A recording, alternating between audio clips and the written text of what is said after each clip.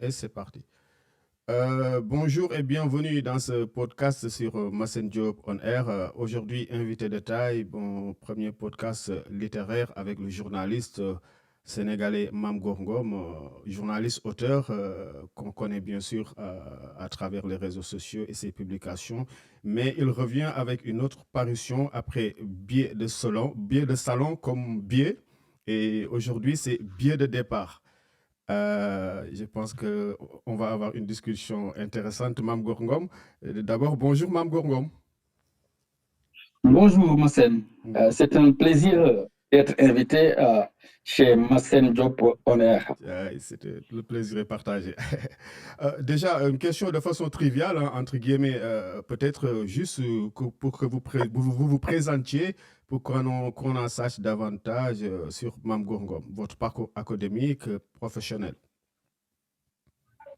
Oui, un résumé simple de mon parcours professionnel et académique. Mhm, Bon, on commence par le parcours académique. C'est un parcours classique, hein. mhm, Le lycée, le bac, mhm, l'université Gaston Berger de Saint-Louis, le bac à Bambey, bien sûr, mhm, l'université Gaston Berger de Saint-Louis, mhm, des études en lettres. mhm, Euh, le CESTI, le Centre d'études des sciences techniques de l'information et de la communication, mhm,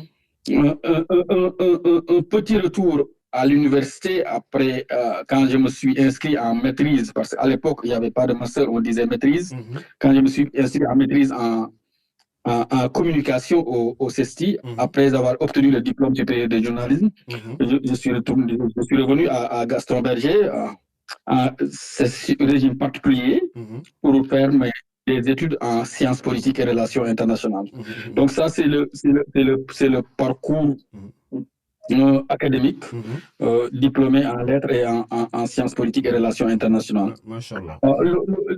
Euh, le, le parcours professionnel, j'étais ancien rédacteur en chef du journal Le Matin de Mhm, Baba Tandian, mhm, l'ancien matin qui n'existe plus, malheureusement. Le mhm. matin est à l'origine de beaucoup de journaux ici. Absolument. Mamles Mhm, Camara était mhm. Tout à fait, le Baba. directeur de publication Ouais. de même que Boubacar Boris Diop, Ouais, de grosses pointures, Pape ouais. Sambakan. Donc, de grosses pointures au matin. Bon, j'étais rédacteur en chef de ce journal. Mhm, Bon, après le départ, bien sûr. Après, à la suite, je suis devenu rédacteur en chef du journal La Tribune. mhm, D'ailleurs, je fais partie des fondateurs, si je peux m'exprimer ainsi, mhm, de ce journal du groupe des médias. mhm, Par la suite, je suis devenu directeur de publication d'un quotidien, La Cloche, mhm, avant d'être rédacteur en chef adjoint d'Africa Tchèque. mhm, Africa Tchèque, mhm, c'est un organisme mhm, de fact-checking mhm, basé en Afrique du Sud, mhm, mais qui fait du fact-checking, c'est-à-dire de la vérification des faits. mhm, Donc, aujourd'hui, je suis formateur, mhm, je suis auteur, mhm, je suis consultant à mes heures. Bon, mhm, je pense que c'est assez en résumé mon parcours professionnel mhm. et académique. Ah ouais, bien résumé, Mam Gorngom. Mam Gorngom, pour vraiment entrer dans le vif du sujet, bon, si on fait des fautes, on va corriger, hein. Juste pour taquiner, hein. D'accord. Mam Mhm. Gorngom, Biais de salon, c'était vraiment un décryptage des événements de février et mars 2021, avec notamment l'affaire du salon, bien sûr, de salon de massage, l'affaire Adissar Ousmane Sonko. Sans oublier la gestion approximative de la COVID-19 par les autorités du Sénégal. Il y a eu beaucoup aussi de dégâts collatéraux de cette pandémie sur les Sénégalais. Mais qu'en est-il de cette nouvelle parution? Biais de départ. Il y a toujours le bien que ce n'est pas la même écriture. Quelle est la quintessence de ce livre et quelles ont été les motivations de la sortie d'une telle publication? Comme tu le dis, Massen, Mhm, billets de salon, c'était des billets, c'est-à-dire BIDSLETS, mhm, un genre journalistique, comme je l'explique souvent, un mhm, genre journalistique à l'image de l'analyse, à l'image du compte-rendu, à l'image du portrait. C'est un genre journalistique, comme il y a des genres littéraires. mhm, Donc, un billet, c'est un genre journalistique. mhm, Bon, je tenais à écrire des billets autour du salon, c'est mhm, pourquoi je l'avais introduit comme ça. Le mhm, salon, c'était le salon de massage, bien sûr. mhm, Mais les billets aussi ont été écrits de mon salon, parce mhm, qu'on était en pleine Covid-19, en mhm, semi-confinement. mhm, Il y avait relativement du temps pour écrire et pour voir ce qui se passe à l'intérieur. mhm. Mais ça allait au-delà même du salon de massage. Donc, comme tu l'as dit, on parlait de beaucoup de choses, de la pandémie, de la gestion approximative de la pandémie de la COVID-19, des dégâts et tout. Donc, après billet de salon, bien sûr, bon, j'ai jugé nécessaire de revenir. Bon, billet de départ peut être une continuation de billet de salon, mais billet de départ, c'est autre chose, parce que c'est écrit autrement, parce que c'est BIAIS. Parfaitement. BIAIS, et on parle du départ. Le départ, c'est le départ du président Macky Sall, qui avait lui-même dit qu'il en était à son second et dernier mandat. Je pense qu'il avait écrit dans un livre, avant même 2019, il avait dit qu'il en était à son second et dernier mandat. Malheureusement, les choses ne se sont pas produites comme prévu. On a senti qu'après 2019, le président a maintenu le flou autour de sa candidature. C'est pourquoi, avec le recul, je me suis dit, et tout ce qui s'est passé après 2019, ce qui s'est passé, l'affaire Sonko, la question de la candidature, les nombreux problèmes, les dégâts matériels, les morts et tout, c'est pourquoi j'ai pris un recul pour expliquer que le départ, c'est un départ qui a été biaisé. Le départ de Macky Sall a été biaisé parce qu'il a annoncé récemment son départ. On l'attendait, mais il a attendu le dernier moment pour annoncer son départ. C'est pourquoi que je me suis dit que le départ est biaisé. C'est pour cela que j'ai intitulé le livre Billet de départ. Bien sûr, Billet de départ parle du départ de Macky Sall, il parle du second et dernier mandat de Macky Sall, mais il parle aussi de tous les sujets d'actualité au Sénégal et même en Afrique. Parce que je pense qu'on aura l'occasion de revenir sur ça. On aborde beaucoup de sujets liés à la gestion du Sénégal, liés au fonctionnement du Sénégal, liés à l'Afrique de l'Ouest, comme je l'appelle, à l'Afrique, au-delà de l'Afrique de l'Ouest, parce que j'ai parlé du Soudan aussi. Je pense qu'on va revenir sur tout cela. Absolument, donc, Billet de départ, c'est un livre qui parle du départ de Macky Sall, certes, mais qui parle d'autres sujets qui intéressent les Sénégalais, qui intéressent les Africains et qui intéressent l'humanité.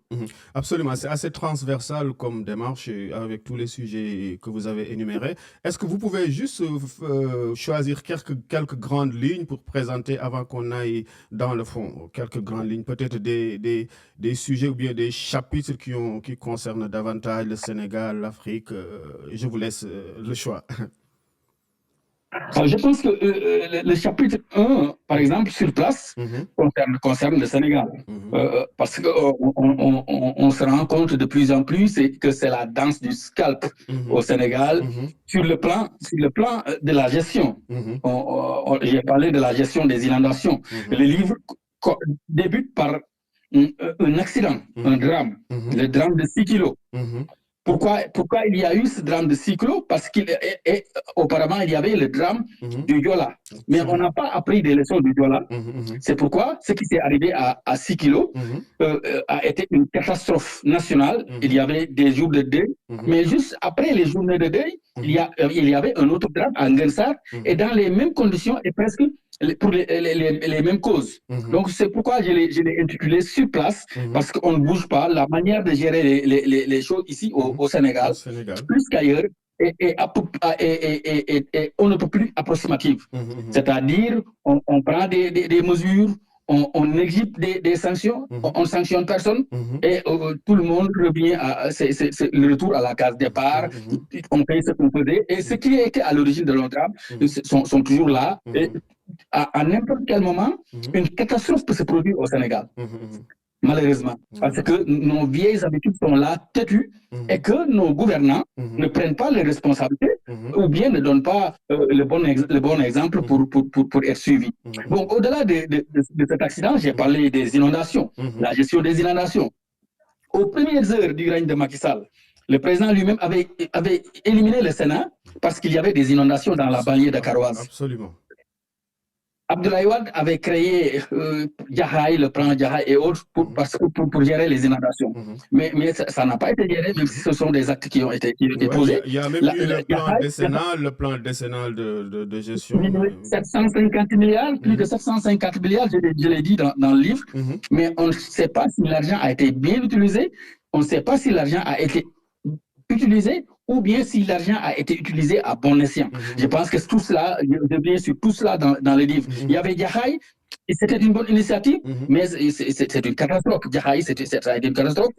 On s'est rendu compte qu'il y a beaucoup de détournements, il y a des autorités qui ont été épinglées et tout, mais ça n'a pas donné grand-chose. Macky Sall est venu avec son plan, mais jusqu'à présent, même si on peut reconnaître qu'il y a des améliorations, mais jusqu'à présent, dans les pays normaux, les gens attendent avec beaucoup d'espoir les pluies. Mais ici, à Dakar, on redoute la pluie, on redoute la saison des pluies, parce qu'il y a des facteurs combinés entre les responsabilités des gouvernants et aussi les responsabilités, il faut le dire aussi, de certains de nos concitoyens, de nous, parce qu'ils ne peuvent pas faire partie des Sénégalais. Et donc, je fais partie de ces gens-là.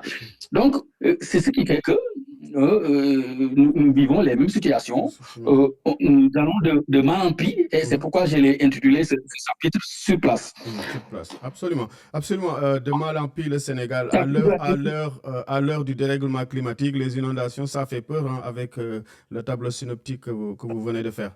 Déjà, si on comprend bien, Mame Goor Ngom, dans ce livre-là, c'est Macky Sall le personnage principal, le maître du jeu, si je peux m'exprimer ainsi. Justement, pour paraphraser votre préfacier Sidi Diop, si je ne me trompe, il s'appelle Sidi Diop, vous essayez dans ce livre-là, il vous décrit même comme un écrivain de l'instant, c'est ça?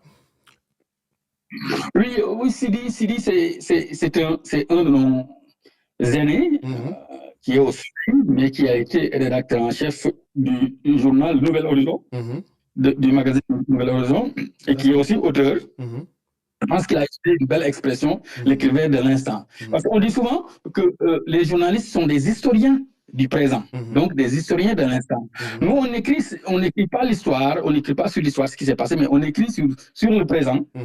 Moi, je me veux un journaliste qui observe la société, qui a le privilège d'observer la société, qui a le privilège de suivre les évolutions de la société sénégalaise, au-delà de la société sénégalaise, les évolutions de la société africaine, sous-régionale et autres. Donc, j'ai le privilège aussi souvent d'écrire des articles sur ce qui se passe. Donc, c'est pourquoi, bon, il a dit un écrivain de l'instant. Quand vous lisez les livres, vous pensez que ce sont des choses qui se sont passées aujourd'hui. Je n'écris pas. Même s'il y a des références au passé, on ne peut pas écrire aujourd'hui sans référence au passé. Je pense que c'est pourquoi même les journalistes doivent avoir une vaste culture générale pour pouvoir écrire. Parce qu'on n'écrit pas, nous ne sommes pas aussi des entonnoirs qui en dégradation, qui laissent tout passer. Nous, on doit avoir des filtres, on doit être actif, on ne doit pas être passif, on doit dominer l'information pour imposer nos points de vue ou pire pour imposer nos analyses. On ne doit pas laisser n'importe qui dire n'importe quoi et qu'on divulgue n'importe quoi. Je pense que nous ne sommes pas des taskatou khabar comme on le dit. Notre rôle ne se limite pas à donner de l'information comme ça, de l'information souvent brute. Il n'y a pas de filtre, il n'y a de rien. Il y a un manque de responsabilité. Donc moi, je me veux quelqu'un qui analyse la société du présent et qui se projette vers l'avenir pour que les Sénégalais, ceux qui lisent les lecteurs, pour qu'ils fassent leur propre opinion. Parce que quand on analyse aussi, ce n'est pas qu'on dit la vérité. On ne dit pas la vérité. On n'a pas l'apanage de la vérité. Ça, c'est sûr. On n'a pas la prétention de montrer la vérité. Mais on analyse une situation à partir des faits avérés. Et ce sont des Sénégalais, ce sont les lecteurs qui ont de la raison, qui ont de l'intelligence, qui vont lire et apprécier, et chacun va se faire sa propre religion. Absolument. Déjà, je parlais de votre préfacier. Justement, je vais le paraphraser. Il dit que vous vous essayez dans cette œuvre-là à une observation narrativisée des mœurs d'un Sénégal, pays de paradoxes, de promesses multiples, de déni bruyant, de vices assumés et de vertus étouffées. À avoir cette belle envolée lyrique, quelle est la part de responsabilité justement historique du président Macky Sall avec les péripéties de son second et dernier mandat? On a connu Ablaye Wade avec son Wakhet. Je pense sur le plan historique, on attendait Macky Sall ailleurs que dans certaines élucubrations et machiavélisme politique normalement. Oui, on parle souvent de Macky Sall de 2019. Beaucoup sont dessus, beaucoup ont été surpris par son attitude. Mais je pense que le tournant de la gouvernance de Macky Sall, c'est vers les années 2015 et autres.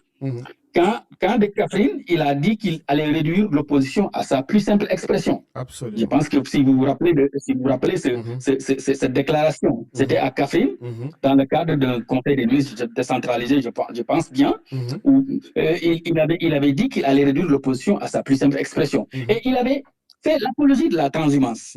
Et tout le monde sait que Macky Sall, il est élu parce que les gens, ce n'était pas parce que Abdoulaye Wade avait fait un très mauvais bilan, mais c'est surtout le bilan immatériel d'Abdoulaye Wade qui faisait défaut. Et c'est surtout cette volonté qu'on lui prêtait de vouloir mettre en exergue son fils pour qu'il soit président. Je pense que ça, c'est ce qu'on reprochait particulièrement à Abdoulaye Wade. C'est ça, la dévolution monarchique du pouvoir, absolument. C'est ce qu'on appelait à tort ou à raison la dévolution monarchique du pouvoir. Donc, à la fin, c'est la troisième candidature.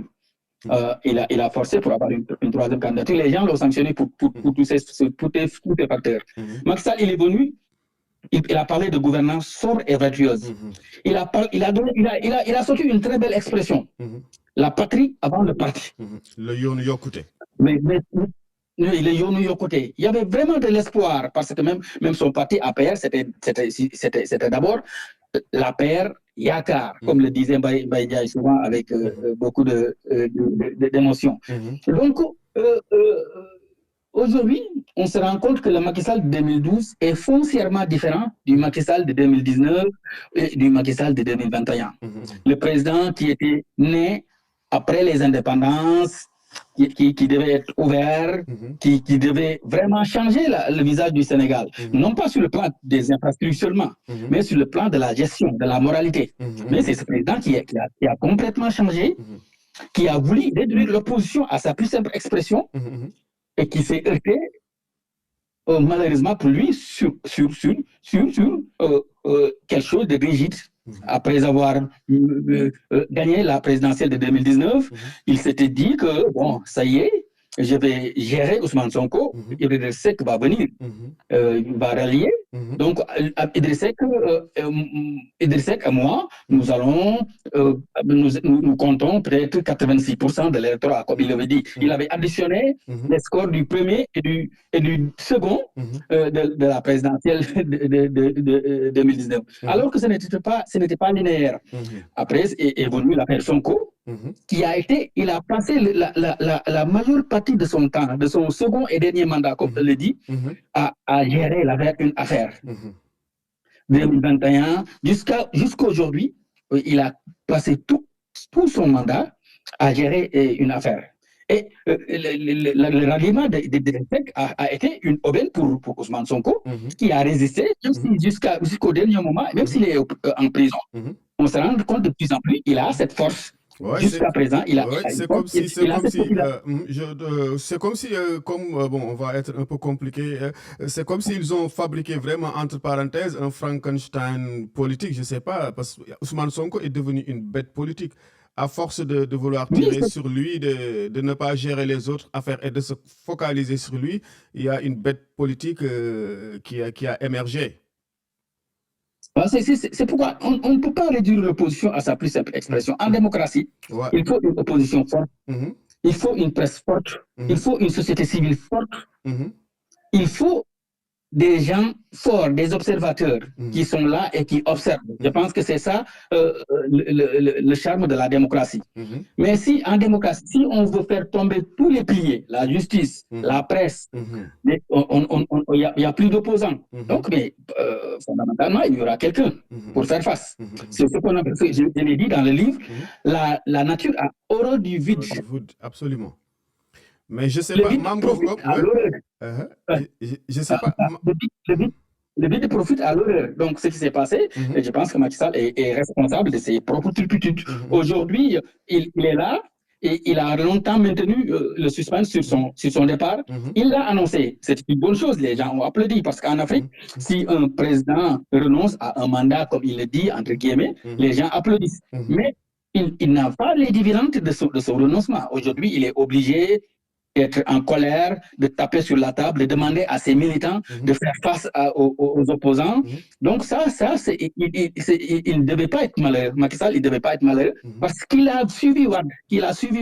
Qui était son père, qui a tout fait pour lui. Il a suivi la chute de Wade. Donc il devait apprendre les leçons de la chute de Wade. Malheureusement, il ne l'a pas fait. Et ceux qui l'entourent pensent que Macky Sall est peut-être éternel, et alors que nul n'est éternel. Après la présidence, Macky Sall aura une autre vie. Comme Abdoulaye Wade, il était brillant, il a une autre vie. Et Senghor, il est brillant, il était brillant et tout. Après la présidence, il a une autre vie. Il ne pouvait pas continuer à gérer le pays. On ne peut pas être président et ex-président, un ancien président et continuer à gérer le pays. Il n'aura aucune prise sur le pays après son départ. Ça, c'est clair. Donc, il faut que ces militants, il faut que tout le monde sache que Macky Sall, il a fini sa mission avec des points positifs et des points négatifs, comme dans toute œuvre humaine, et qu'on tourne la page pour aller dans des perspectives beaucoup plus glorieuses. Absolument. Mabou Ngom, pour utiliser quelques hyperboles, Wade parlait de despote éclairé. On peut user des superlatifs ou bien des formules très fortes pour traiter peut-être de potentat, n'importe quelle chose, mais à y voir plus clair, le machiavélisme, entre guillemets, de Macky Sall par rapport à l'affaire Ousmane Sonko a payé, parce que si je comprends bien, l'affaire Adji Sarr et la corruption de jeunesse semblent avoir raison du leader du PASTEF qui est presque sorti du jeu politique, entre guillemets. Est-ce que cela ne donne pas un boulevard tout tracé pour celui que vous appelez dans le livre, je ne sais pas si vous parlez de lui, les curieux dauphins? Si c'est Amadouba, récemment, il a même fait un voyage diplomatique en France. Premier ministre, candidat de l'APR Yakar, avec tous les services de l'État, tout l'appareil de l'État. Bon, je pense qu'il serait imprudent de conjuguer Ousmane Sonko au passé. Comme le dit d'ailleurs notre préfacier. Il a cultivé une conscience civique et politique très aiguë chez les milliers de jeunes, jadis en retrait de la scène politique. Ils ont adhéré avec la force de la conviction à son mandat contre ce système qui serait le tombeau de toutes leurs aspirations. Si le champion ne prend pas part à la prochaine présidentielle, ils feront en sorte qu'il pèse sur les résultats. Un faiseur de loi qui pourrait échanger un mot d'ordre de soutien contre sa future réhabilitation politique. Je pense que c'est clair.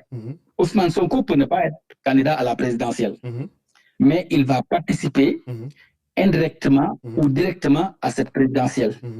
Et il sera un point essentiel à la présidentielle de 2024. Ça, c'est indéniable. Je pense que ceux qui analysent pour dire qu'on l'a sorti du jeu politique et autres, je pense qu'ils se trompent. Mais vous avez vu ce qui s'est passé récemment?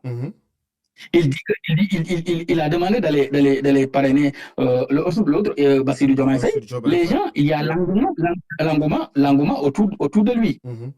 Et même si Bassirou Diomaye Faye aujourd'hui est écarté, celui qui viendra après peut avoir beaucoup plus de force que Bassirou Diomaye Faye et même Ousmane Sonko.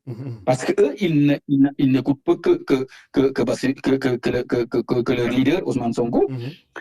Et il y a des Sénégalais qui ne sont pas de PASTEF, qui ne font même pas de politique, mais qui peuvent être en colère parce qu'ils peuvent sentir que l'objectif du pouvoir est de tout faire pour écarter l'opposant numéro 1, non pas l'opposant numéro 1 du régime seulement, mais pour écarter son parti de la course à la présidentielle. Je pense que dans une démocratie, il faut qu'on soit sérieux. Dans une démocratie, on ne peut pas écarter le parti le plus représentatif bon, je ne dirais pas parce que je n'ai pas de statistiques. Mais c'est ça la clameur. Mais ce qui est clair, ce qui est clair, c'est l'opposant numéro 1 du régime. Ça, c'est clair. Pour le parti le plus représentatif, c'est pas ce qu'on peut discuter autour de ça parce qu'on n'a pas de statistiques, même si les élections, le passé n'était pas allé seul aux législatives, de même qu'au local. Donc ça, mais ce qui est clair, c'est que Ousmane Sonko est l'opposant numéro 1 du régime de Macky Sall, même si Idriss Seck dit que c'est le chef de l'opposition. Donc ça, c'est clair. Ça, c'est clair. Donc, Donc, dans une démocratie, comment on peut concéder que même les gens qui sont en face, les gens du pouvoir, de fortes personnalités du pouvoir, disent clairement que si Sonko participe à la présidentielle, il peut gagner. Mais comment dans une démocratie, la démocratie étant le gouvernement du peuple, comment dans une démocratie, on peut écarter le chef de l'opposition, écarter son parti politique et espérer pouvoir gagner et gérer confortablement. Je pense qu'il ne faut pas qu'on se leurre. Si on le fait, on ne fait que le fait que on retarde la crise. La crise. On ne fait que différer la crise. Celui qui sera président en 2024, sans Ousmane Sonko, sans le parti de Ousmane Sonko, sans beaucoup de Sénégalais, il peut être confronté à beaucoup de problèmes pour diriger le Sénégal. Donc, il faut qu'on sache raison garder. Le jeu démocratique, c'est un jeu. C'est d'abord un jeu. Le jeu doit être plaisant. On doit être contradictoire. On doit se dire la vérité. On doit être féroce dans la plus grande courtoisie, mais qu'on laisse tout le monde participer à la présidentielle et que les Sénégalais auront la latitude de choisir le leader, le président, en toute sérénité. Je pense que c'est ce qui s'est fait depuis longtemps, même s'il y a des hauts et des bas pour la démocratie sénégalaise, c'est ce qui doit se faire pour que le Sénégal reste une démocratie. Absolument. Sinon, on ne vit pas en démocratie, mais on vit autre chose. Et je pense qu'il faut aussi qu'on soit sérieux. Absolument. Donc, si je vous comprends bien, Ousmane Sonko, même s'il est éliminé par des subterfuges juridiques formels, donc il peut être un candidat virtuel en imposant son messianisme politique, sa popularité pour un autre candidat. Donc, c'est un leurre de dire que Amadou Ba a un boulevard tout tracé avec l'éviction d'Ousmane Sonko, entre guillemets, par la corruption de jeunesse. Bon, je pense que même ceux qui le disent n'y croient pas. On ne peut pas, si ce n'est pas aussi linéaire, ce n'est pas parce que Ousmane Sonko ne participe pas à la présidentielle, c'est ce qu'ils disent, que Amadou Ba a un boulevard pour être président de la République. Mais même si Ousmane Sonko n'était pas candidat aux législatives, et je pense qu'on oublie ça. Il n'était pas candidat aux élections législatives. Et vous avez vu ce qui s'est fait. On a même élu des députés qu'on ne connaît pas. Donc, les Sénégalais sont assez conscients d'une chose. Ils peuvent régler leurs problèmes dans les urnes. Je pense qu'il faut qu'on leur permette de régler leurs problèmes dans les urnes. Il y a une colère. Il y a des partisans de Macky Sall qui sont avec Amadou Ba, mais il y a d'autres qui ne sont pas avec lui. Et la tendance, c'est ce qu'on montre, ce qu'on voit. Les gens, ils mettent plus en exergue le président de la République que le candidat du président de la République. Ça, beaucoup. C'est aussi mon analyse. On voit que les gens, bon, c'est vrai que Macky Sall, il a dit que c'est bon, en Wolof, Mofitané.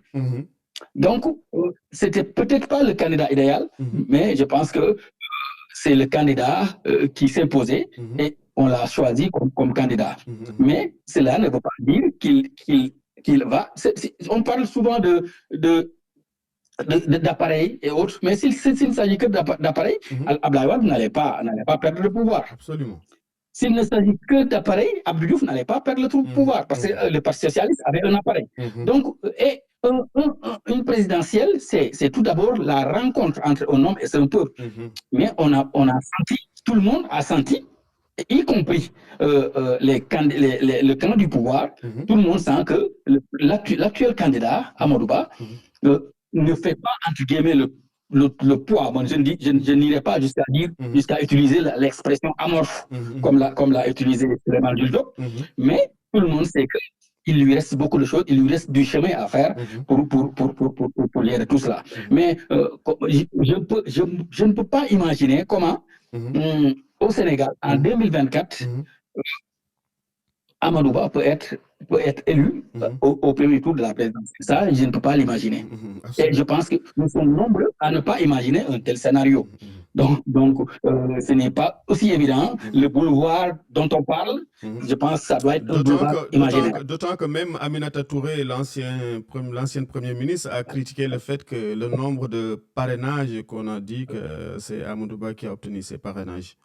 Il y a quelque chose qui est incohérent selon elle. Bon, moi pour ce cas précis, je dis que c'est la presse, normalement. Bon, moi, j'ai fait du fact-checking. Quand on avance des chiffres, il faut avoir des preuves.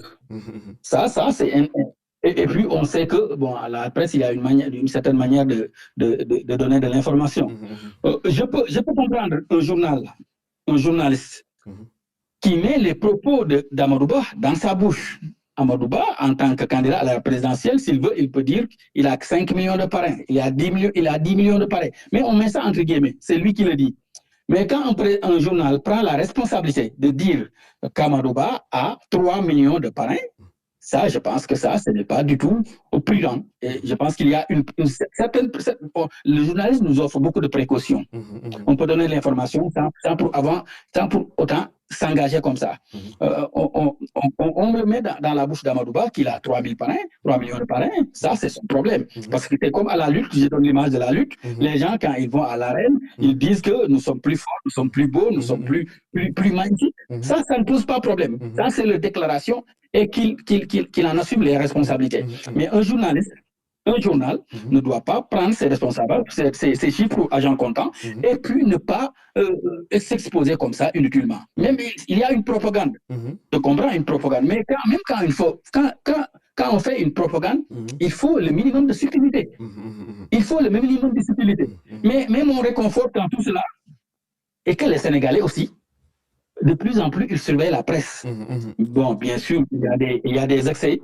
Bien sûr, il y a des affirmations gratuites. Bien sûr, il y a des injures et autres, des attaques qui sont inqualifiables contre la presse.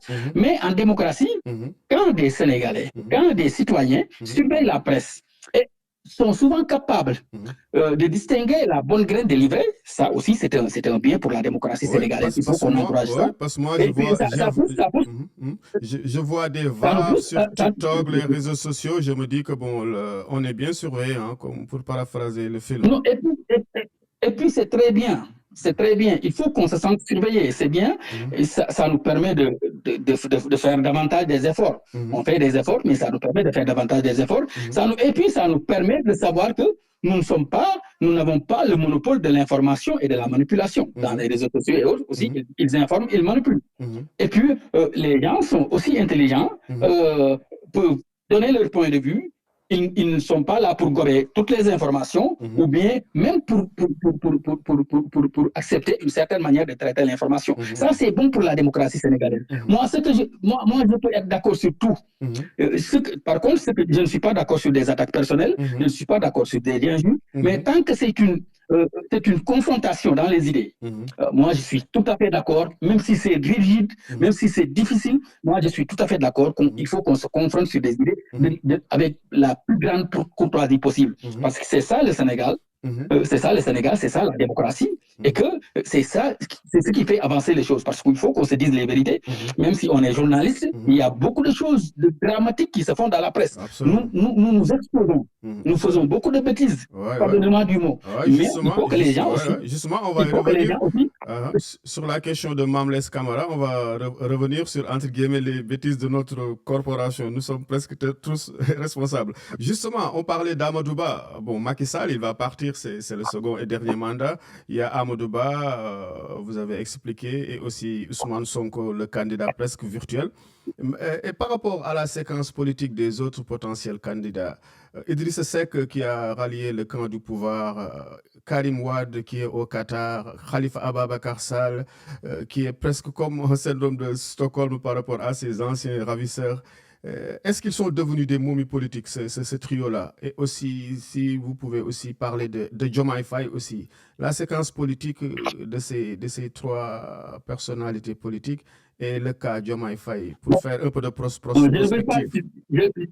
Je ne vais pas utiliser l'expression momie politique, mais je dirais que je commence par Idrissa Seck, parce qu'il était arrivé deuxième à la présidentielle de 2019. Je pense que, et puis dans les circonstances, il y avait beaucoup de polémiques autour de lui, son fameux Baka, Maka et autres, mais quand même, les Sénégalais ont voté pour lui et il est arrivé deuxième à la présidentielle de 2019. Donc, il est venu juste après Macky Sall. Mais son ralliement lui a beaucoup porté préjudice. Ça aussi, c'est un constat. Son ralliement a été mal vu par les Sénégalais. Pour quelqu'un qui s'opposait au président de la République avec beaucoup de hargne, avec beaucoup de verve, son ralliement a surpris plus d'un, et son ralliement même a surpris beaucoup de ses collaborateurs, à l'image de Déthié Fall et autres qui ont fini par partir. Je pense que ça, c'est clair. Et d'autres qui sont partis après son ralliement. Et beaucoup de Sénégalais aussi qui ne comprenaient pas pourquoi Macky Sall, Idrissa Seck est parti vers le président de la République, Macky Sall. Donc ça l'a diminué. Ça, c'est un constat. C'est un constat qui est fait. Si vous voyez les locales, il a perdu Thiès, il a encore perdu aux législatives, ce qui n'était pas imaginable. Même si ce n'était pas des élections qui le concernaient directement, il a perdu de manière symbolique, même juste dans son bureau de vote, comme on le dit. Et donc ça, il est diminué. Aujourd'hui encore, on ne parvient pas à lire correctement ce que veut faire Idrissa Seck. Parce que c'est vrai qu'il a cette stratégie du silence. Il se tait, en bon moment, il revient. Il s'éclipse encore. On ne sait pas. Alors que les gens, la politique, c'est avant tout de l'animation. Même s'il ne faut pas trop en faire, mais c'est avant tout de l'animation. C'est avant tout montrer aussi, même s'il n'est pas là, il a des lieutenants, des gens qui peuvent parler et puis qui peuvent indiquer la ligne à suivre. Mais malheureusement, le constat fait, on ne voit rien. Mais tout cela ne veut pas dire qu'il est mort politiquement. Parce qu'il souvent, il renaît souvent de ses cendres, mais lui aussi, on ne peut pas dire de manière claire. Et puis, les gens peuvent, ceux qui disent qu'il lui sera très difficile d'avoir son score de 2019 dans ces conditions. Il lui sera très difficile d'avoir son score de 2019 dans ces conditions. Bon, comme en politique, il ne faut jamais dire jamais, il faut être aussi très dans l'analyse et observer, voir ce qui se fera. Mais il lui sera très difficile d'avoir le score de 2019. Il y a l'engouement qui était autour de lui en 2019. Oui, avec une belle coalition en 2019 quand même. Il avait quand même une belle coalition composée de fortes personnalités aussi. C'est ce qui n'est pas évident aujourd'hui, parce que même beaucoup de personnalités de cette coalition sont devenues des candidates déclarées à la présidentielle 2024. Et puis lui-même, il est diminué par son ralliement et par son silence souvent qui est un peu curieux, parce qu'on ne peut pas être silencieux comme ça, ne rien dire. On ne sait pas ce qu'il va faire, on ne sait pas. Il est difficile à cerner. Oui, c'est ça. Donc, pour Khalifa Sall aussi, je pense que l'engouement, il était un peu revenu en force avec Yewwi Askan Wi. Il était le sage, président de la conférence des leaders, celui qui parlait, qui était respecté et tout, qui a aussi bénéficié de l'engouement autour de Ousmane Sonko, il faut le dire. Absolument. Parce que ce qui est à l'origine de Yewwi Askan Wi, c'est Ousmane Sonko, parce que c'est l'affaire suite beauté, c'est à la suite de l'affaire que tout cela ça a été formé. Parce qu'avant Yewwi Askan Wi, il y avait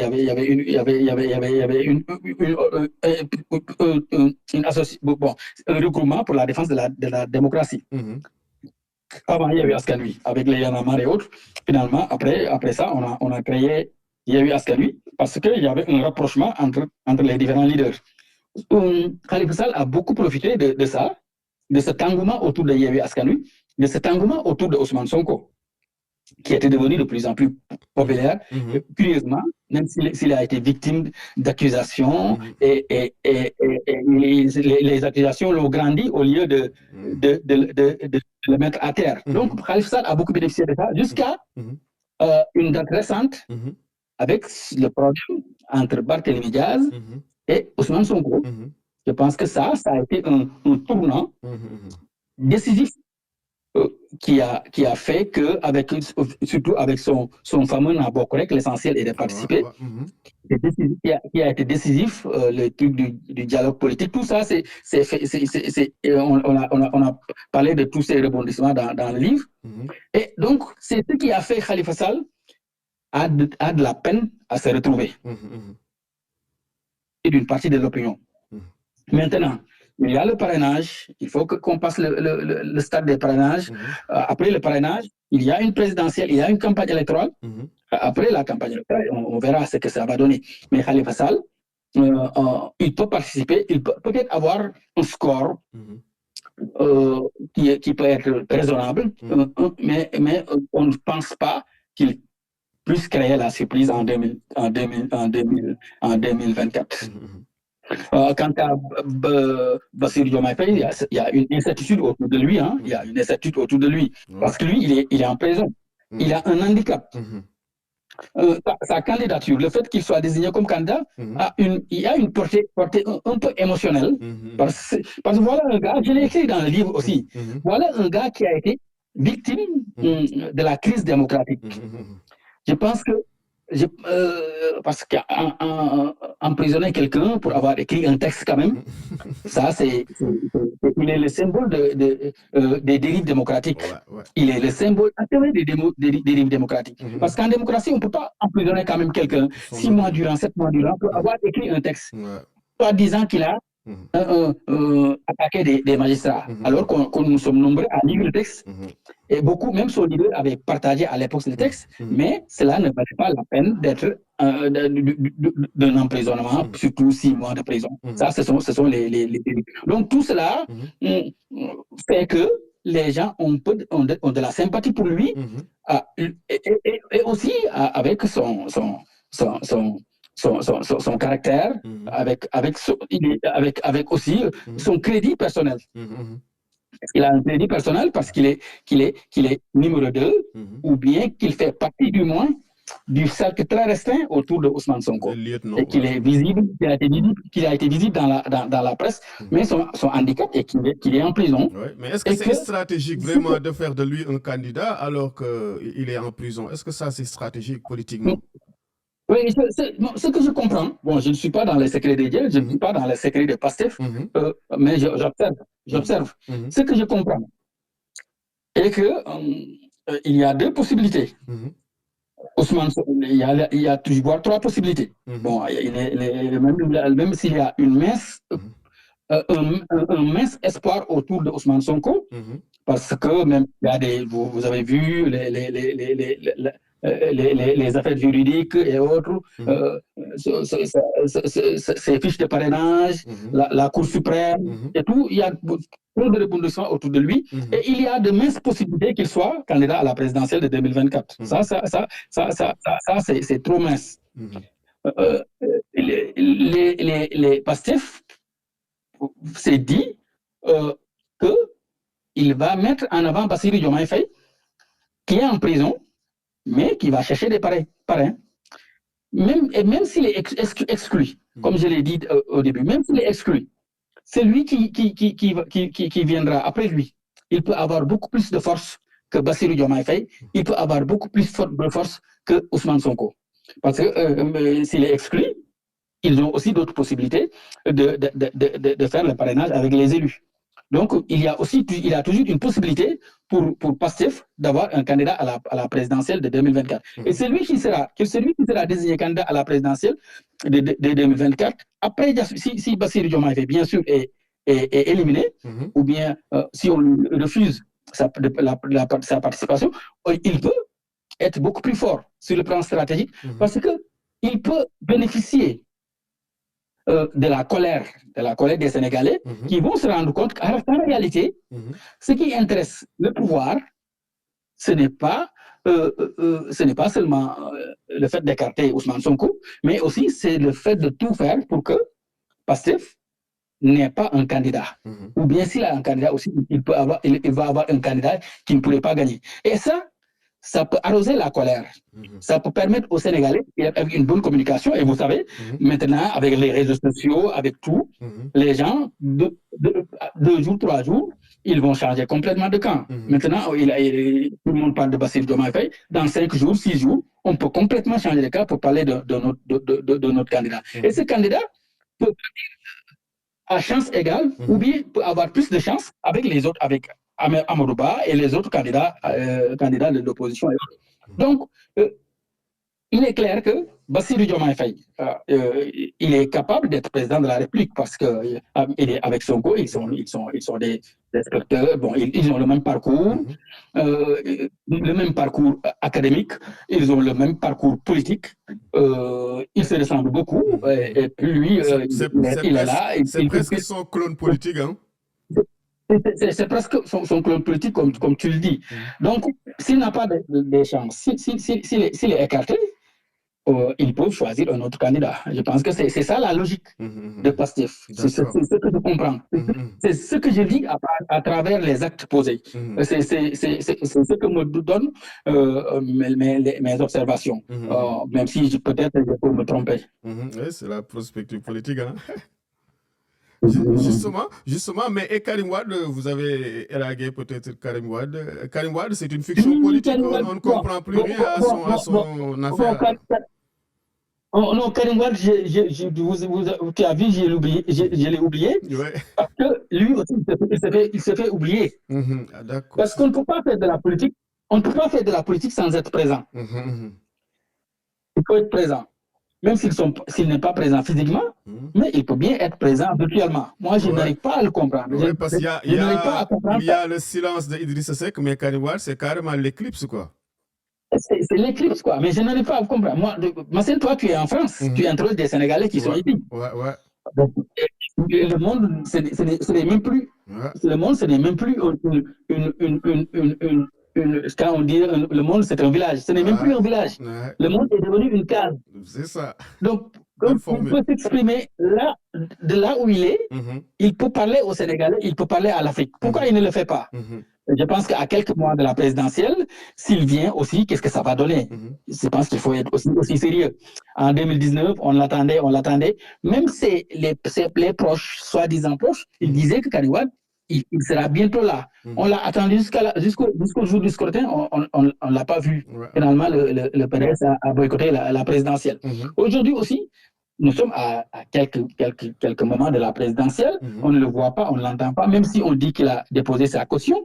Mais aussi, il faut qu'il parle aux Sénégalais s'il veut être président de la République. C'est pourquoi moi, je ne parviens pas à donner du sérieux au cas Karim Wade. Tant qu'il ne s'exprime pas, tant qu'il ne dise pas clairement ce qu'il veut, on ne peut pas se mettre à parler autour de lui. Je pense que ça je peux pas le faire. Et je n'ai même pas les moyens, pour parler de la candidature de Karim Wade. Parce que lui-même, il ne nous donne pas les outils pour décrypter sa candidature. Absolument. Mame Goor Ngom, on a connu mai 68, hein, on a connu aussi 88 avec les voitures brûlées et les chaînes de vélo de Ablaye Wade. 93 aussi avec l'assassinat du juge Babacar Seye Rahimahullah. Et dernièrement, les événements très violents du 23 juin 2011 et de février aussi mars 2021. Est-ce qu'on a le droit d'être inquiet? Le Sénégal serait sur un volcan éteint qui peut faire éruption à n'importe quel moment. D'autant que dans votre livre Billet de départ, il y a un chapitre Manœuvre et combat. Et aussi le chapitre dans ce même billet de départ qui est intitulé Alerte. Oui, je pense qu'on ne finit pas d'alerter, mais malheureusement, les alertes ne sont pas audibles. Ou bien les gens ne veulent pas entendre. Il y a un texte même dans le livre qui ne sont pas étudiés, ils sont aveugles. Et je pense qu'un aveugle qui n'est pas conscient de son état peut être victime d'accident. C'est ce qui arrive au Sénégal. C'est ce qui arrive au Sénégal. On a connu des moments douloureux, comme tu l'as cité, il y a 88, il y a 93, il y a 2011. On pensait que cela ne se reproduirait plus, mais on a connu 2021 quand même. des morts, beaucoup de morts, des dégâts immenses. Et le président avait dit qu'il avait compris et que ça ne se reproduirait plus jamais. Malheureusement, on connaît 2023. Ça a été beaucoup plus violent. Il y a aussi des morts, beaucoup de morts. Donc, c'est un échec. C'est pourquoi aussi on parle du départ biaisé du président Macky Sall. Je pense que quand on a connu juin 2011, les Sénégalais chantaient Nyali Banya devant l'Assemblée nationale. Absolument. Les Sénégalais, je pense qu'ils n'étaient pas, ceux qui étaient là-bas, ils n'étaient pas forcément des partisans, des militants. Mais ce sont des Sénégalais. Moi, j'étais là-bas. J'ai vécu ça en tant que journaliste et en tant que Sénégalais tout court, des gens qui quittaient le bureau, qui venaient à l'Assemblée nationale parce qu'ils voulaient une autre manière de gérer la cité. Ils n'étaient pas forcément avec Macky Sall, ils n'étaient pas forcément avec un autre opposant, mais ils étaient là parce qu'ils étaient des Sénégalais, cette majorité silencieuse qui est là et qui veut voir le Sénégal s'épanouir, qui veut voir le Sénégal progresser, et sur tous les plans. Aussi bien sur le plan des infrastructures, sur le plan du développement, mais sur le plan démocratique. Je pense qu'on appelait ça de tout neveu. Malheureusement, ça ne s'est pas passé comme ça. On s'est rendu compte que les choses vont de mal en pis. Et ce qui est plus dramatique, c'est que quand, à quelques mois de la présidentielle, il n'y a aucune visibilité sur les candidatures, pas qui sera candidat ou qui ne sera pas candidat. Bon, on sait qu'il y a le parrainage. Bon, ça mais on sent qu'il y a des affaires judiciaires autour des candidatures, qu'il y a des révélations par-ci, par-là. Il y a une volonté très remarquée de freiner la démocratie qui ne vit pas bien au Sénégal, qui n'est pas tellement à l'aise au Sénégal. Et ça, ce sont les institutions qui sont indépendantes qui le disent, des organismes internationaux des droits de l'homme qui le disent. La démocratie sénégalaise est en train de boiter. Si on voit que... Même Reporters sans frontières. Oui, je l'ai mis dans le livre. 22 places en arrière par rapport au classement précédent.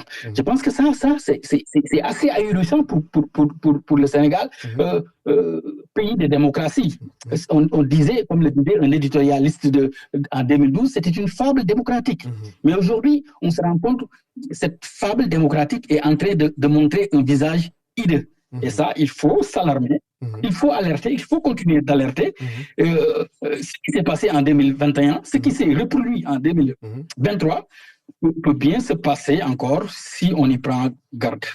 Absolument. Absolument. Mame Gor Ngom, peut-être ça va être un peu de l'émotion. Un mot sur le doyen Mame Less Camara, paix sur son âme, qui incarnait vraiment l'éthique et la déontologie chevillée au corps, une personnalité que nous respectons beaucoup. Aujourd'hui, avec la crise de la presse, comme vous le mentionnez dans le chapitre 6, mal de la presse, vraiment un mot sur Mame Less Camara et aussi le mal de la presse, ce chapitre de billet de départ.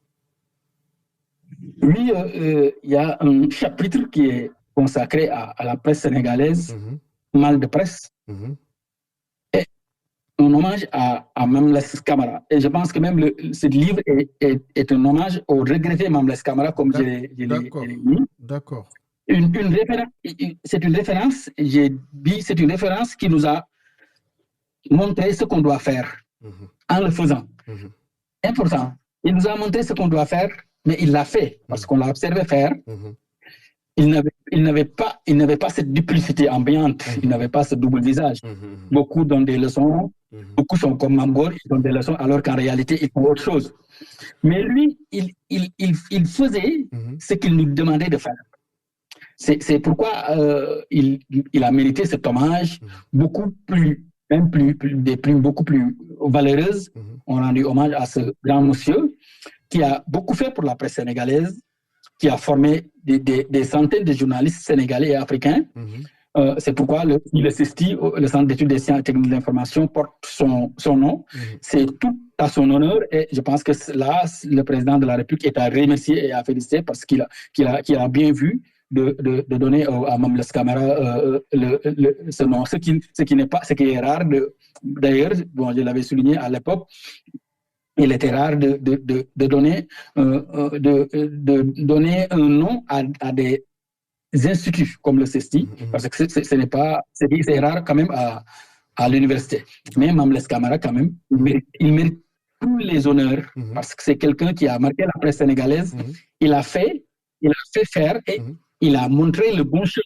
Je pense que c'est une référence pour toute la jeunesse, c'est une référence pour toute la presse, et que si on suivait ses pas, je pense qu'on n'allait pas se mettre dans des chemins sinueux, avec beaucoup d'approximations, avec beaucoup de bêtises quand même, parce que les bêtises sont ambiantes dans la presse sénégalaise. La presse sénégalaise, on a l'impression qu'elle se meurt, et qu'il faut véritablement que tout le monde, bon, heureusement, il y a des assises de la presse, peut-être ils vont sortir quelque chose pour des solutions à ces problèmes de la presse sénégalaise. Absolument. Moi, la dernière fois que je l'ai vu, c'était lors d'une formation avec le Forum civil, mais la façon dont il parlait de la charte de Munich, l'éthique de la déontologie, et puis il était vraiment persuasif, que Dieu lui fasse miséricorde, Mamles Camara. Mame Gor Ngom, on commence à voir des dérives au Sénégal sur le plan confessionnel. Ça commence à quand même... On commence à en faire trop. Aujourd'hui, qu'est-ce que vous pensez? Est-ce qu'il y a encore ce pouvoir de médiation et de persuasion de nos confréries, de nos chefs religieux? Est-ce que ça ne commence pas à s'affaisser? Bon, la religion au Sénégal a été malheureusement toujours comme ça. Les gens, souvent, ils y vont avec beaucoup de passion. Souvent même, peut-être c'est irraisonnable, mais ça se comprend. Ça se comprend. Mais ce qu'on doit faire, surtout, ce qu'on doit éviter, parce qu'il y a des dérives partout. Il y a des dérives partout. Il y a des gens qui font des choses, qui disent des choses, qui sont à la limite très dangereuses sur la religion, qui font des accusations ou bien des interprétations tendancieuses. Mais ce qu'on doit faire, notre responsabilité, je pense qu'il faut que chacun essaie de voir sa responsabilité dans tout cela. Moi, je vais commencer par la presse. La presse doit savoir aussi raison garder. Je pense qu'on ne peut pas sortir n'importe quoi. On ne peut pas rapporter n'importe quoi. Si quelqu'un dit des choses qui sont aux antipodes de toute raison, il ne faut pas publier ça ou bien diffuser ça et dire que voilà, regardez, il a dit des choses graves sur quelqu'un. Ça, c'est là où on parle de la responsabilité du journaliste. Il faut savoir censurer quand même. Il faut savoir censurer. Il faut savoir dire non quand on interroge quelqu'un, s'il dit des choses, même si c'est en direct. S'il dit des choses graves, il faut savoir le stopper et passer à autre chose. Parce que ça, c'est la responsabilité. Comme je l'ai dit, nous ne devons pas être passifs, nous devons être actifs. Il faut qu'on prenne nos responsabilités. Au-delà de la presse, malheureusement, il y a aussi les médias sociaux sont là. Ils sont plus ou moins incontrôlés, les gens partagent n'importe quoi, les gens disent des choses qui ne sont pas du tout bien. Ça aussi, je pense qu'il faut que ça, c'est une éducation de base. Il faut que tout le monde sache raison garder et il faut qu'on apprenne aux Sénégalais, aux uns et aux autres, même peut-être dans les écoles, ce que c'est que les médias, les dangers des médias, une éducation des médias, y compris des médias sociaux. Je pense que ça nous épargnerait beaucoup de problèmes. Le Sénégal a été toujours un pays, chaque jour, il y a des gens qui disent des choses qui ne sont pas bien.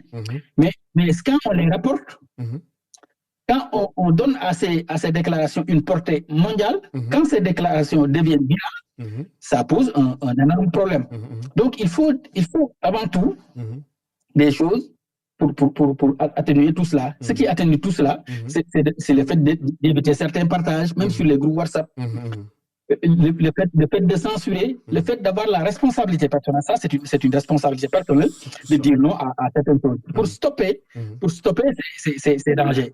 Mais quand on se précipite pour partager des informations, souvent elles ne sont pas fondées, quand on se précipite pour partager des injures, ça peut réellement des attaques, ça peut réellement poser problème. Donc il faut qu'on gère tout cela. Mais nous sommes dans le monde et dans ce monde, il y a des bons, il y a des cons. Et ça n'a pas changé.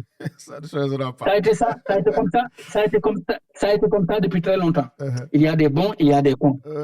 Maintenant, il faut qu'on fasse tout pour que les cons ne soient pas au devant, pour que les cons ne nous imposent pas leur point de vue. Donc, moi, je me dis que je suis optimiste. Je me dis que les bons sont beaucoup plus nombreux. Donc, les bons doivent se lever pour faire face à certaines choses. Et je me dis que le Sénégal est un pays qui est peuplé de gens civilisés.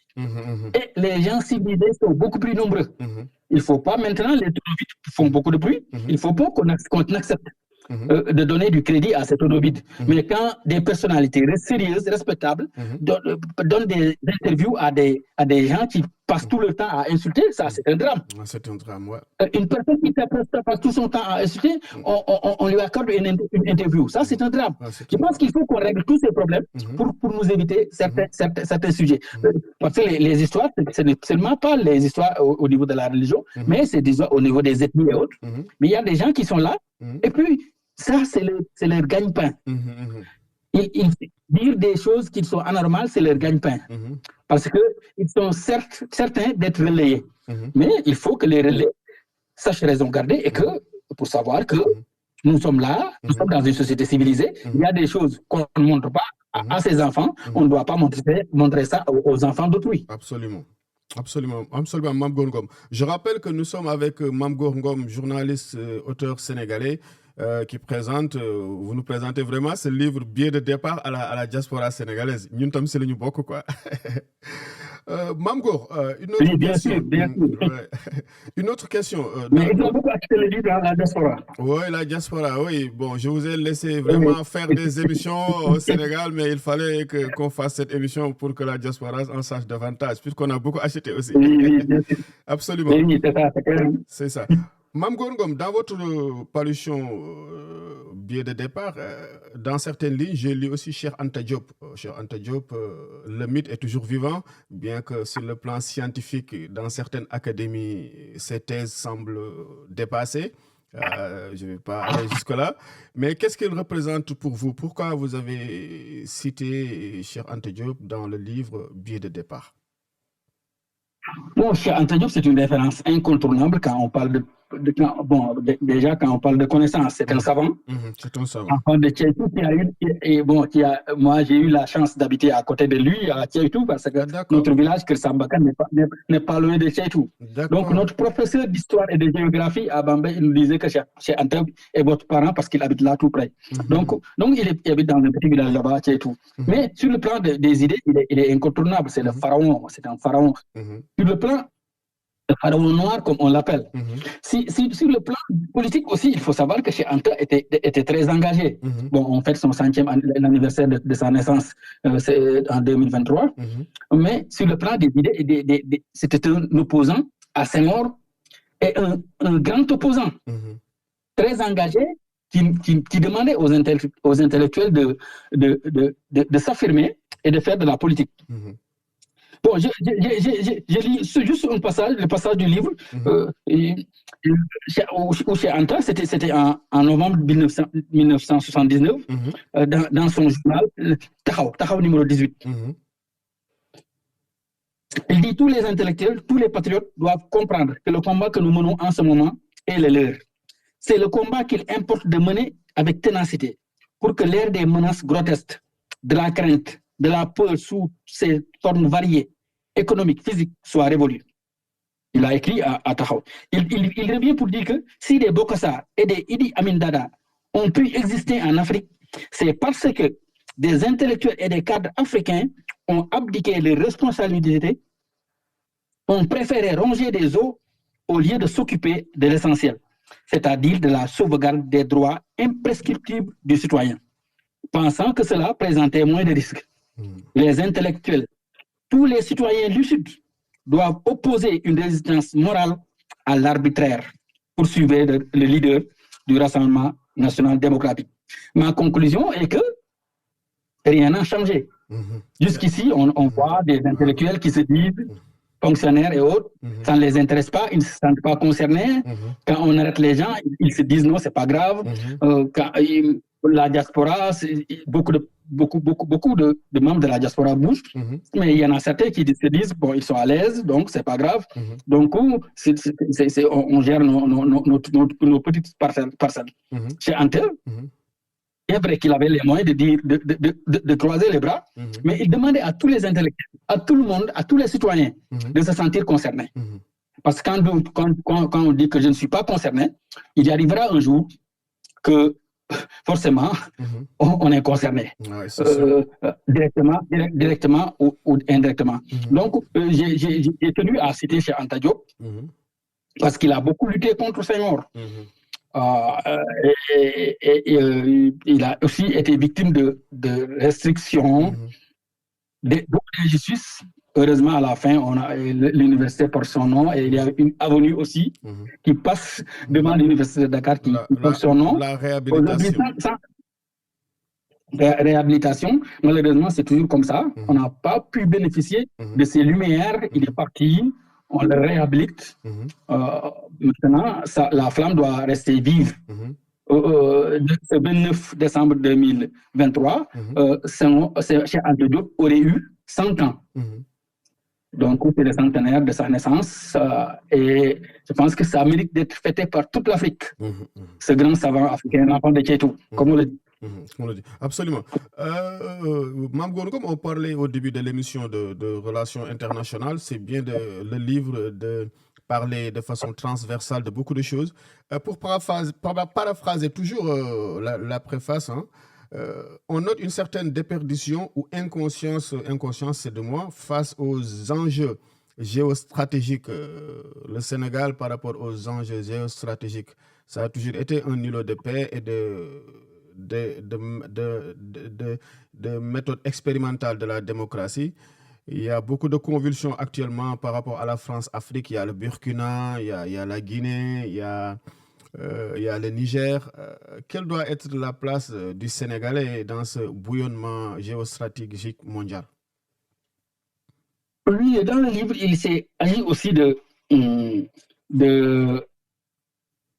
tout près chez nous. Parce que moi, je me dis que tout près chez nous, c'est la Guinée. La Guinée, c'est chez nous. Le Mali, c'est chez nous. Le Niger, c'est chez nous.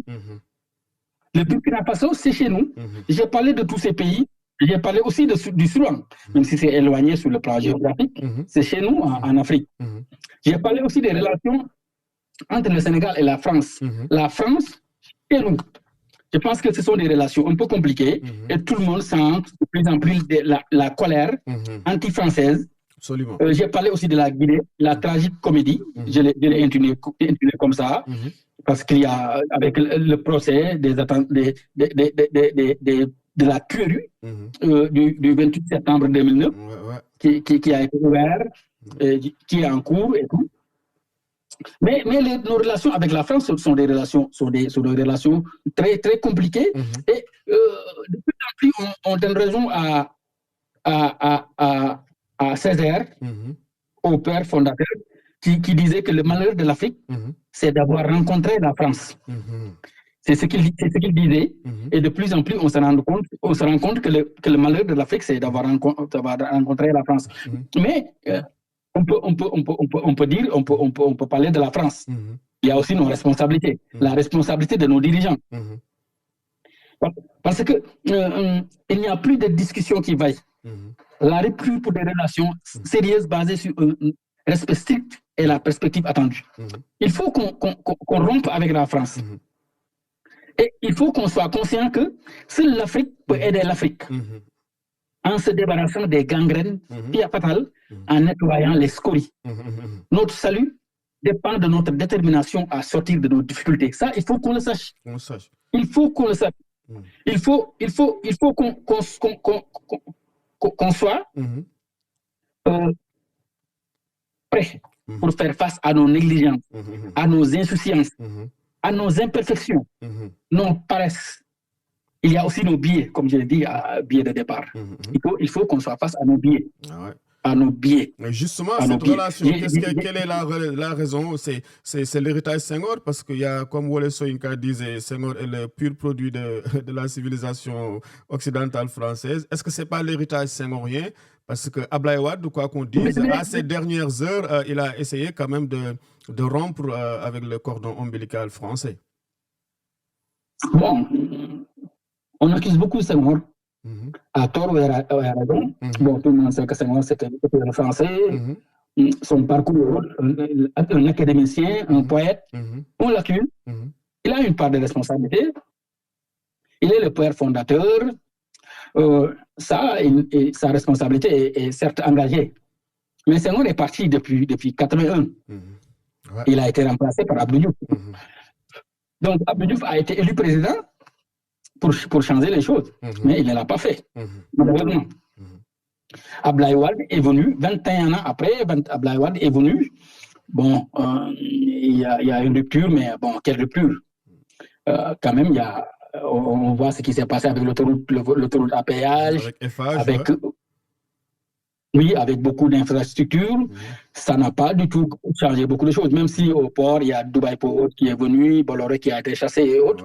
Mais la France est restée présente. Oui, avec les bases aussi, peut-être les bases françaises à Ouakam. Oui, les bases, ça c'est symbolique, des bases qui sont parties. Bon, et tout, ça c'était juste symbolique. Il y avait une volonté, mais la présence française est restée en l'état sur le plan économique et tout. Et cette présence, malheureusement, ne profite pas au Sénégal, ne profite pas aux Sénégalais. Aujourd'hui, si les gens, malheureusement, et puis c'est dommage, on condamne, si les gens, la rue africaine bouillonne de Dakar à Ouaga, de Ouaga à Bamako, de Bamako à Niamey. Avec des slogans parfois hostiles même. France dégage, c'est violent. C'est ça. C'est lié à ça. C'est lié à ça. Donc, au Sénégal, les événements de février-mars 2021 ont mis en lumière ce sentiment d'éverté dans les rues contre les intérêts entre guillemets français. Donc, c'est pourquoi j'ai beaucoup parlé du sommet de Montpellier qui était tenu en France le 9 octobre 2021. Oui, justement. J'ai clairement souligné que Macron est dans son rôle, non pas pour satisfaire les préoccupations de cette Afrique en furie, mais pour la calmer et continuer à exploiter avec beaucoup plus de subtilité ses ressources. C'est clair que Macron, il a essayé d'appeler les jeunes africains, les activistes, la société civile africaine, les activistes et autres, mais ce n'est pas pour changer les choses. Mais c'était le changement, peut-être que c'est à la surface, mais c'est pour mieux, pour changer d'approche, pour mieux exploiter l'Afrique. Donc c'est à l'Afrique de prendre ses responsabilités et de suivre cette jeunesse qui en a marre de cette manière de faire de la politique. La France, on doit avoir des relations basées sur de l'équité, des relations qui ne sont pas disproportionnées. Des relations dignes avec la France et avec d'autres puissances occidentales. À ce titre, je vois parfois sur les réseaux sociaux de bons discours de Abdoulaye Diop du Mali, là. Parfois, dans ce sens, il dit des choses intéressantes par rapport au respect que doit avoir... Oui. Dans le livre, j'ai beaucoup parlé du Mali.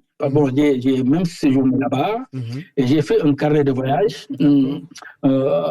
Oui, c'est vrai qu'au Mali, les gens sont conscients que la France devrait dégager.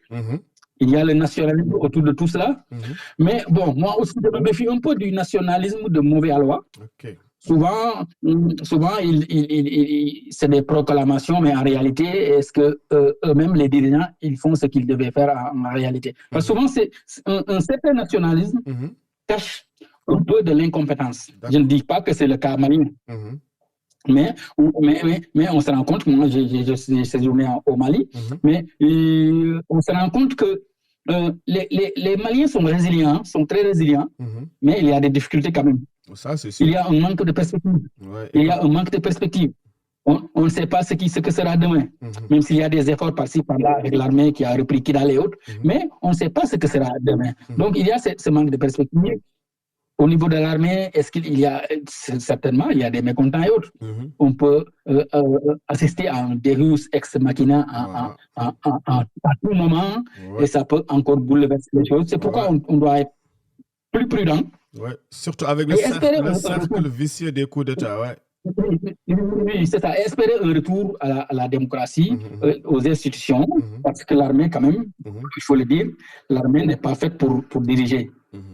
Il faut que l'armée soit dans les casernes, il faut que l'armée soit sur le terrain, dans les champs de bataille, pour combattre les ennemis, surtout le terrorisme, mais pas pour gouverner. Et puis, autour de quand il y a gouvernance, il y a des rivalités par-ci, par-là, des rivalités surtout. Et des rivalités qui sont clairement identifiables. Je pense que tout cela aussi, il faut qu'on se dise la vérité. C'est vrai qu'il y a beaucoup d'enthousiasme, autour du Mali, mais il faut aussi qu'on soit beaucoup plus réfléchi.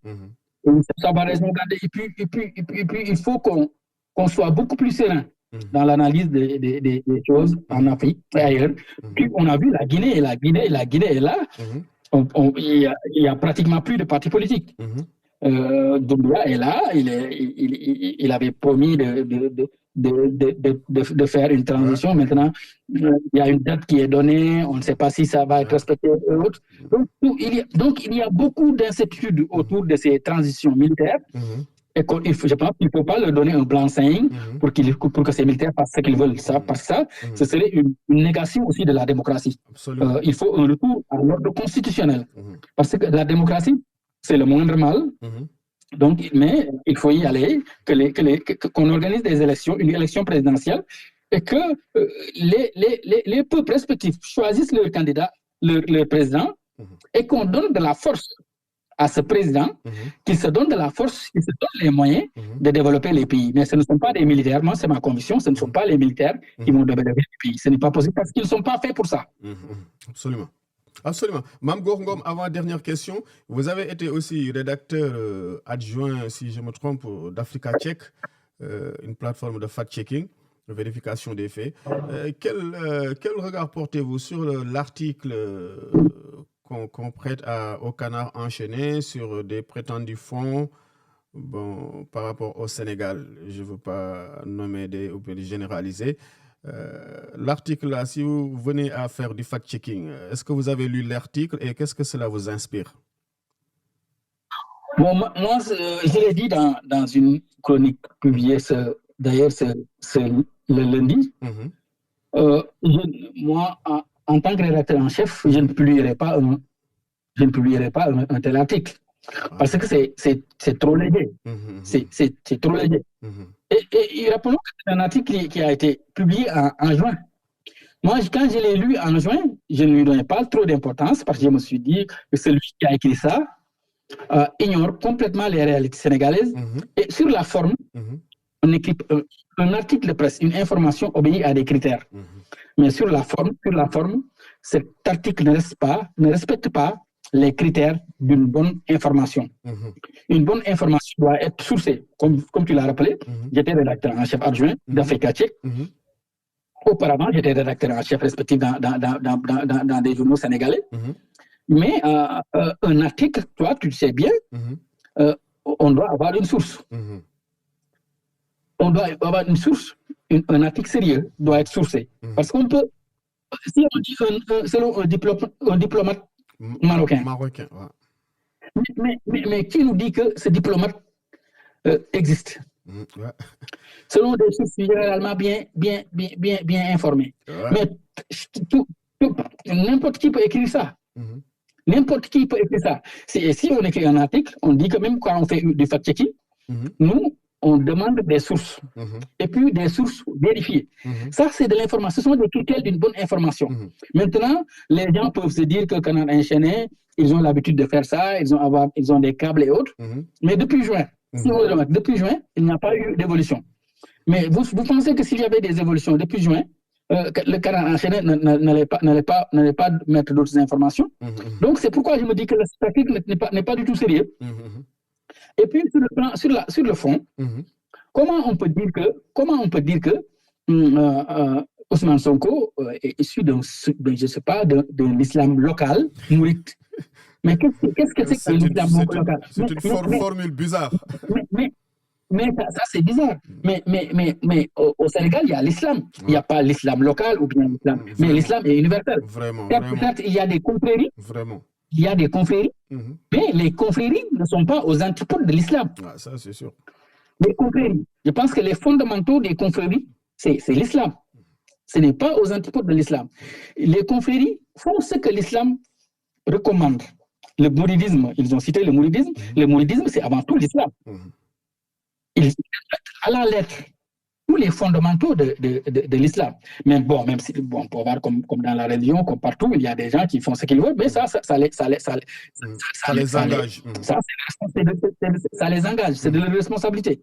Mais quand on va jusqu'à parler d'islam local, ça c'est se méprendre des réalités sénégalaises. Et quand on voit que jusqu'à dire que ce sont des frères musulmans, et ça, tout cela est dit de manière trop légère, ce sont des frères musulmans qui auraient donné de l'argent aux mourides pour soutenir Ousmane Sonko. Ça, je pense que ça, c'est on a donné à quel mouride? L'argent était destiné à qui? Et comment les mourides, c'est quoi? C'est quoi les mourides? Les mourides, ils ne sont pas tout bas, les mourides sont partout. Est-ce qu'il s'agit d'un Deagle qui est passé de mode depuis très longtemps? Qu'est-ce qu'il cherche réellement? Ça, c'est à la limite insultant, même pour les mourides. Donc, moi, en tant que journaliste, je dis que cet article est trop léger et ça ne peut pas être un fondement sérieux pour des accusations sérieuses. C'est vrai que quand il y a des accusations, ceux qui sont accusés sont beaucoup mieux placés pour en parler, mais moi je parle dans le cadre strict du journalisme. L'article en question, ce n'est pas un bon article. Et des confrères qui ont repris l'article pour en parler ne font rien pour convaincre, parce que ce qu'ils disent aussi, c'est des accusations qui ne sont pas du tout fondées, qui ne sont pas basées sur des preuves irréfutables. On donne comme ça des chiffres, alors que en réalité, le journalisme, c'est universel. Moi, je peux être d'accord avec toi, je peux ne pas être d'accord avec toi. Mais si on a quelqu'un, bon, il faut quand même un début de preuve. Surtout un article de presse avec des initiales. Je pense qu'il faut qu'on soit plus sérieux. Si c'était un journal sénégalais, on allait avoir la même position. Ou bien les gens même allaient insulter le journaliste parce qu'il a fait preuve de beaucoup de légèreté. Absolument. Mame Goor Ngom, peut-être une question, c'est la dernière question. Après, je vais te taquiner un peu avec le football parce que la CAN va venir. Maintenant, avec les forces en présence, c'est Macky Sall, le président de la République, qui est le maître du jeu. Est-ce que, comme le suggère votre dernier chapitre, Espoir, est-ce qu'on a les raisons d'espérer pour qu'on ait en 2024 un bon scrutin inclusif et que vraiment que la paix continue à régner au Sénégal et qu'on ouvre une nouvelle perspective démocratique au pays de Senghor? Oui, je pense que Macky Sall, je ne sais pas s'il est le maître du jeu ou bien, mais il a la responsabilité quand même d'organiser des élections, une élection présidentielle transparente et que les Sénégalais, comme ils le font d'habitude, qu'ils aillent voter et qu'ils choisissent le candidat de leur choix. Et comme il l'a dit, il l'a répété, il a dit récemment qu'il y aura des élections transparentes. On l'espère, on attend. Peut-être dans quelques jours, il y aura les parrainages, le Conseil constitutionnel qui va donner la liste des candidats. On espère que ceux qui doivent participer à cette présidentielle vont y participer et que les Sénégalais vont choisir le candidat de leur choix, bon, pour ne pas me répéter. Parce que c'est ce qu'on attend de Macky Sall, qui a la possibilité de sortir par la grande porte. Parce qu'il a, comme il a dit, il a renoncé au mandat, même s'il y avait de fortes pressions. Maintenant, ce qui lui reste d'organiser une présidentielle et de partir. Et tout en sachant que, même si, je l'ai dit ailleurs, même si c'était son fils qui était président de la République, lui, il est ancien président de la République. Et le président de la République, ce serait son fils, et qui va agir en toute responsabilité, non pas sous la responsabilité de son papa, mais sous sa propre responsabilité. Donc, Macky Sall, il sera ancien président de la République comme Abdoulaye Wade, il sera ancien président de la République comme Abdou Diouf, il sera ancien président de la République comme Senghor et comme tant d'autres Sénégalais. Et je pense qu'il est conscient de ça. Après la présidence de la République, il ne peut pas continuer à gérer ce pays. Donc, même s'il avait choisi un candidat qui gagne. Donc c'est à lui de prendre ses responsabilités, d'organiser une élection présidentielle transparente. Les Sénégalais vont choisir et que lui, il va aller ailleurs. S'il veut revenir, il va battre campagne et revenir. Je pense que ça, il le faut. Mais il ne peut pas continuer à diriger le Sénégal en étant un ancien président de la République. Et je suis sûr qu'il est assez intelligent pour comprendre ça. Ah, ça c'est vrai. Mais dernière question, c'est juste pour te taquiner un peu. La Coupe d'Afrique des Nations va venir, c'est en février, peut-être un mot. Et aussi votre dernier mot par rapport à la diaspora, parce que ça, c'était une présentation dédicacée et dédiée à la diaspora sénégalaise. Oui, la CAN, dans le dernier chapitre du livre, j'ai parlé d'espoir. Mais le premier texte, c'est la CAN. D'accord. La CAN, c'est bien plus qu'une victoire sportive. J'ai beaucoup parlé de la CAN gagnée par les Lions au Cameroun. Et c'était pour dire que c'est bien plus qu'un jeu. Pour reprendre le titre de notre défunt compatriote Pape Diouf, qui est décédé. Bon, l'ancien président du mythique club de Marseille. Qui se définissait comme une anomalie sympathique du football français. Sympathique, oui. Et j'ai dit dans le texte qu'il serait aux gens s'il avait assisté au Sacre des Lions au Cameroun. D'accord. Parce que c'est un amoureux du football africain, défenseur du football sénégalais. Il fait partie des premiers à croire au talent des jeunes du continent et de son pays. Il a beaucoup participé à les décompresser et à leur épanouissement. Aujourd'hui aussi, on va vers la CAN. On a gagné une CAN. Hein. Il est aux Anges, là où il est. Mais on va en Côte d'Ivoire. Mais on doit pouvoir aussi gagner la CAN en Côte d'Ivoire. Pourquoi pas? On l'espère, oui. Et faire un doublé, ce serait historique. Et Pape Diouf serait encore beaucoup plus aux Anges. Parce que tous les Sénégalais sont des sportifs. Tous les Sénégalais aiment l'équipe nationale. Je pense que c'est un point de convergence pour tout le monde. Quand l'équipe nationale joue, tout le monde participe, tout le monde porte les drapeaux nationaux, le drapeau national. Donc, je pense que ça, on supporte 1000% l'équipe nationale et on espère qu'on va gagner. Mais même si ce n'est pas évident parce que les gens, nous sommes très attendus en Côte d'Ivoire et que la Côte d'Ivoire, bon, on a un peu des souvenirs de la Côte d'Ivoire en 1992 et autres. Donc, c'est de très mauvais souvenirs. Mais on espère qu'on ira en Côte d'Ivoire et on gagnera parce que la Côte d'Ivoire aussi, ce sont nos cousins. Hein, ce sont nos cousins. Ils nous aiment beaucoup. Nous aussi, on les aime. Et qu'ils peuvent nous laisser prendre cette Coupe d'Afrique pour la deuxième fois pour entrer définitivement dans l'histoire du foot africain. Parce que ces jeunes le méritent. Même si, bon, l'équipe par-ci, par-là, l'équipe de 2023, ce n'est pas forcément l'équipe qui a gagné la CAN récemment. Sadio Mané était à Liverpool, Koulibaly était à Naples, ils étaient dans de très grands clubs. Aujourd'hui, bon, ils ont un peu perdu de leur super banc, il faut le dire. Mais on espère qu'avec l'expérience des uns et des autres, et puis avec l'expérience du coach Aliou Cissé, qui aimerait faire oui, El Tactico, qui aimerait faire une autre prouesse pour lui et pour la génération de 2002 et pour tous les Sénégalais. Je pense qu'on espère et on prie pour nos Lions. Absolument. Un mot pour la diaspora pour finir. Oui, la diaspora, elle est extraordinaire. On dit beaucoup de choses sur eux, ces gens qui sont dans la diaspora. Parce que nous tous, bon, en tant que Baol, j'ai beaucoup de parents qui sont en Italie. C'est les pionniers, oui, c'est ça. Bon, je pense souvent à mon cousin Famara, qui a vécu en Italie durant presque 40 ans et qui est toujours là-bas. Je pense au sacrifice consenti par les gens de la diaspora et puis leur amour du Sénégal. Parce que quand on est loin du Sénégal, je pense qu'on a l'impression qu'on l'aime beaucoup plus. C'est ça. Qu'on est toujours, qu'on souffre beaucoup plus. On souffre beaucoup plus. Parce qu'on est loin, on imagine des choses. Souvent, on imagine des catastrophes. Souvent, on veut que les choses bougent parce qu'on est confronté à des réalités là où on est.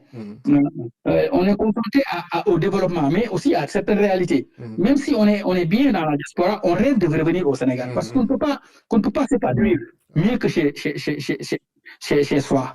Et tous ceux qui sont dans la diaspora, ils rêvent de venir au Sénégal, ils rêvent d'un pays merveilleux. Et ce pays, c'est un pays merveilleux. Si le Sénégal est bien géré, il y a des gens merveilleux. On a toutes les richesses du monde. On a des ressources humaines de qualité. On a tout. Nous sommes un mendiant assis sur une mine d'or. Maintenant, les gens de la diaspora, c'est normal qu'ils veulent pousser. Malheureusement, certains aussi sont dans les excès. Mais bon, on peut comprendre par-ci, par-là. Il y a les uns, il y a les autres. Le monde est ainsi fait.